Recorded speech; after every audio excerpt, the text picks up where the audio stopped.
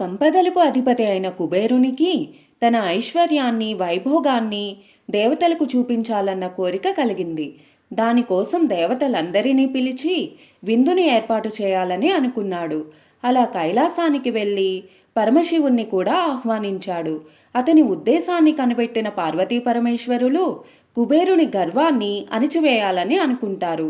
శివుడు కుబేరునితో నీ విందుకు రావాలనే ఉంది, కానీ వీలు పడకపోవచ్చు. అందుకని మా బదులుగా మా కుమారుడు వినాయకుణ్ణి పంపుతాము అని అన్నారు. ఆ మాటకి కుబేరుడు కొంచెం నిరాశ చెందినా వినాయకునికి తన వైభవాన్ని ప్రదర్శించాలని అనుకున్నాడు. అలా విందుకు వెళ్ళిన ముక్కోటి దేవతలకు రకరకాల పిండి వంటలతో వారి కడుపు నిండేదాకా భోజనం పెట్టి తన వైభోగాన్ని చెప్తూ గర్వపడతాడు. అలాగే వినాయకుడు మాత్రం తనకు పెట్టిన ఆహారాన్ని కనురెప్పపాటులో ఆరగించేస్తాడు. చివరికి రాజ్యంలోని ఆహారాన్ని మొత్తం తెచ్చిపెట్టినా వినాయకుని ఆకలి తీరదు. చివరకు కుబేరుడు పరిగెత్తుతూ కైలాసాన్ని చేరుకుని శివునికి విషయాన్ని వివరిస్తాడు.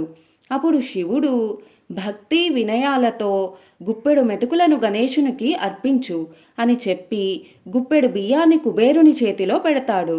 దానిలో కుబేరుడు తన రాజ్యాన్ని చేరుకుని శివుడు ప్రసాదించిన ఆ బియ్యాన్ని భక్తిగా గణేశునికి సమర్పిస్తాడు.